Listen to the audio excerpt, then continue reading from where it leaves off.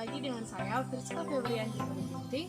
Dan kali ini dalam konten ini kita akan sama-sama belajar tentang aset komoditas pertanian di Kecamatan Pancur Batu, Kabupaten Deli Serdang, Sumatera Utara.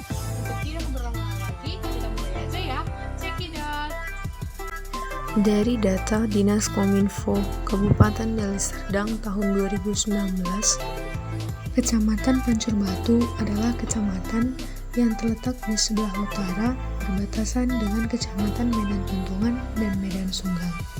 Sebelah selatan berbatasan dengan Kecamatan Sibolangit, sebelah timur berbatasan dengan Desa Namorambe, serta pada sebelah barat berbatasan dengan Kecamatan Kutalimbaru. Keadaan alam Kecamatan Pancur Batu adalah datar, landai dan berbukit atau dataran tinggi, serta beriklim sedang dengan suhu maksimum 37 derajat Celcius dan suhu minimum 29 derajat Celcius, serta dilintasi dengan beberapa sungai yang tentunya menambah kesuburan tanahnya.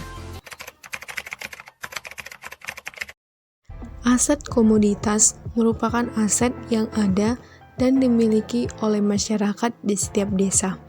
Menurut Dewi tahun 2019, aset komoditas dibagi menjadi 5 bagian. Yang pertama, aset alam, kedua aset fisik, ketiga aset sosial, keempat aset finansial, dan kelima aset manusia. Yang pertama, aset alam. Aset alam merupakan aset yang berdasarkan kepada sumber daya alam yang ada di setiap desa. Contohnya sungai. Menurut Dinamikan Hidrosfer tahun 2018, sungai adalah aliran air permukaan yang berbentuk memanjang secara terus-menerus dari hulu ke hilir. Contoh selanjutnya yaitu lahan pertanian. Adalah lahan yang ditujukan atau cocok untuk dijadikan lahan usaha tani untuk memproduksi tanaman pertanian, misalnya kelapa sawit dan kelapa.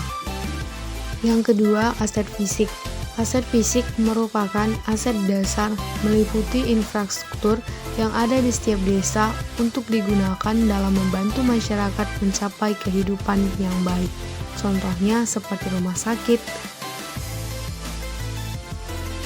kantor camat yang biasanya digunakan untuk mengkoordinasikan kegiatan pemberdayaan masyarakat, serta mengkoordinasikan upaya penyelenggaraan ketentraman dan ketertiban umum. Kemudian sekolah yang digunakan untuk mendidik dan memaksimalkan potensi anak. Kemudian pasar. Pasar merupakan sarana distribusi yang berfungsi untuk memperlancar proses penyaluran barang dan jasa dari produsen ke konsumen. Pasar bisa digunakan oleh petani untuk dapat menjual langsung hasil taninya dan olahannya secara langsung kepada konsumen. Selanjutnya ada lapangan yang bisa digunakan sebagai tempat olahraga atau kegiatan lainnya. Itu tadi merupakan beberapa dari contoh aset fisik building, dan berikut ini adalah beberapa aset fisik dari infrastruktur, yaitu jalan raya, di mana jalan raya ialah jalan utama yang menghubungkan satu kawasan dengan kawasan lain. Kemudian jembatan. Jembatan yaitu penghubung antara wilayah satu dengan wilayah lainnya yang diputuskan oleh zona seperti sungai. Kemudian tower yang digunakan untuk menjembatani perangkat komunikasi pengguna dengan jaringan.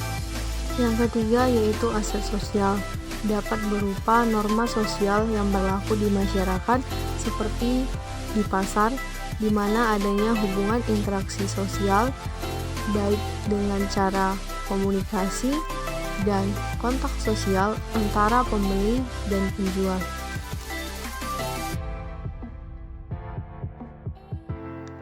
Selain itu, aset sosial dikaitkan dengan kolektivitas dan kebersamaan yang memungkinkan berpengaruh secara politik sehingga sering disebut sebagai aset sosial dan politik, seperti PKK, LKMD, BPD, dan kelompok tani. Yang keempat, aset finansial. Aset finansial juga bisa berupa sumber-sumber keuangan seperti tabungan, kredit, pengiriman uang, dan lain sebagainya. Yang kelima, aset manusia. Aset manusia bisa dalam bentuk keahlian dan keterampilan maupun tenaga kerja yang ada. Seperti petani harus bisa menggarap lahan tertentu dan harus memiliki keahlian, keterampilan, dan pengetahuan di bidang pertanian. Sudah paham kan mengenai aset komoditas pertanian? Semoga sudah ya teman-teman. Untuk video kali ini kita sudah, tunggu video-video kita selanjutnya. Bye-bye!